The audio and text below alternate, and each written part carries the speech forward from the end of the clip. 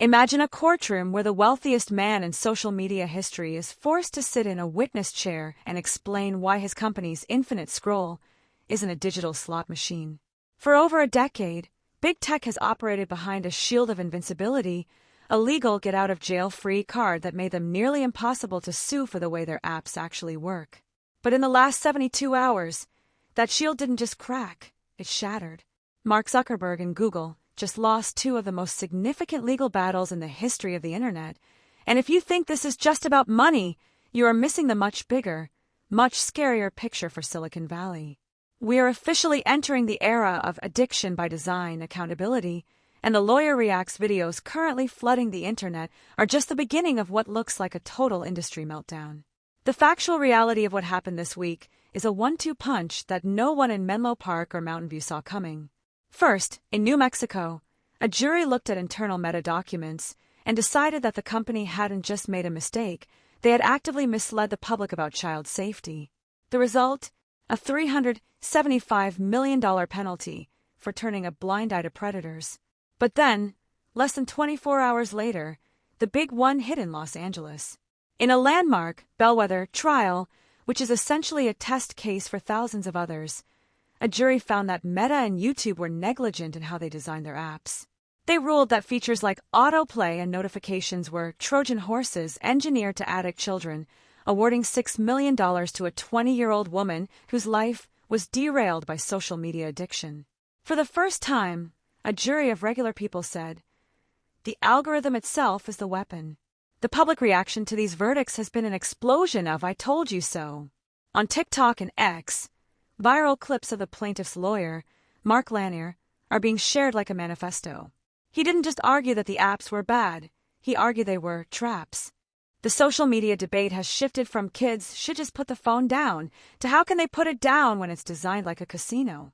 We're seeing a massive wave of parents and former tech employees coming forward, using the unsealed court documents to prove that executives knew about the harm but chose the dopamine hit because it drove up the stock price. This isn't a niche legal debate anymore, it's a cultural reckoning. Context from past controversies is critical here because for years, big tech relied on Section 230, the law that says they aren't responsible for what people post. But the lawyers in these cases did something brilliant.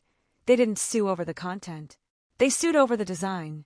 They argued that infinite scroll is a product feature, like a faulty brake on a car. This situation escalated because the independent contractor and free speech excuses finally hit a wall of evidence. Internal emails from Meta revealed employees practically begging leadership to fix these issues, only to be told that reducing time spent on the app was a non-starter for the business model. Add original commentary and analysis. Why is this happening now? It's because the attention economy has reached its natural breaking point. For years, influencer culture and the hustle of being online have been fueled by these very algorithms. But as the generation that grew up on these apps reaches adulthood, the data on anxiety, depression, and body dysmorphia has become too massive to ignore. What this says about influencer culture is that the very tools used to build personal brands are now being legally classified as defective products.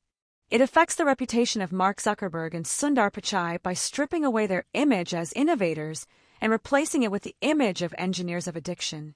Maintain a conversational tone, but let's be real, the legal shield is gone. When a jury finds that a company acted with malice, fraud, or oppression, which is what the LA jury found, you aren't just looking at a fine. You are looking at a fundamental change in how the internet is built. The tech giants are currently saying they respectfully disagree and plan to appeal, claiming that teen mental health is too complex to blame on an app. Google even tried to argue that YouTube isn't social media, but a streaming platform. The jury didn't buy it. They saw the autoplay button and the personalized recommendations and called it what it is, a loop designed to never let you go. We have to separate the confirmed details from the online theories. It is a confirmed fact that Meta was ordered to pay $375 million in New Mexico and $4.2 million in the LA case. It is a confirmed fact that Google owes $1.8 million in the LA case. The online theory, however, is that this is the beginning of a tobacco-style settlement. People are speculating that Meta and Google will eventually have to pay hundreds of billions of dollars into a national fund for youth mental health, similar to how Big Tobacco had to pay for the damage caused by cigarettes. While that hasn't happened yet, legal experts are pointing to the bellwether nature of this trial as a sign that the floodgates are officially open. The pacing of this legal saga has been dynamic, moving from years of nothing happens to everything is happening at once. In dramatic moments during the trial, Zuckerberg was confronted with his own apologies to parents from the 2024 Senate hearings. The contrast between his public, "I'm sorry," and his internal, "maximize revenue" strategy was the gotcha moment that defined the week. The analytical tone of the judge's rulings shows that the courts are finally catching up to the technology. They aren't just looking at the law of 1996, they are looking at the science of 2026. This leads us to a massive industry question. If infinite scroll is illegal, what does the future of the internet look like? Will we see a regulated version of Instagram where the app literally shuts off after 30 minutes? Will Google be forced to remove the autoplay feature entirely? The future impact of these verdicts could mean a complete redesign of the digital world. We might look back at 2026 as the last year the internet was a wild west where your attention was a harvestable resource. The unresolved tension is in the appeals process. Meta and Google have the money to fight this for a decade. But the upcoming response possibility is even more interesting. Other states like Massachusetts and Florida are already filing their own versions of these lawsuits, targeting not just social media but sports betting apps like DraftKings and FanDuel. The addiction by design argument is a virus, and it is spreading to every corner of the App Store. Ultimately, Mark Zuckerberg wasn't found guilty in a criminal sense, but his company was found liable in a way that might be even more damaging. The jury's message was simple.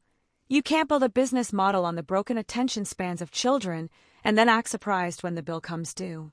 The era of invincibility is over, and for the first time, the people in the boardroom are the ones who should be losing sleep, not the kids scrolling in the dark. Do you think these addictive features should be banned by law, or is it up to the parents to regulate phone use? Let's talk about it in the comments.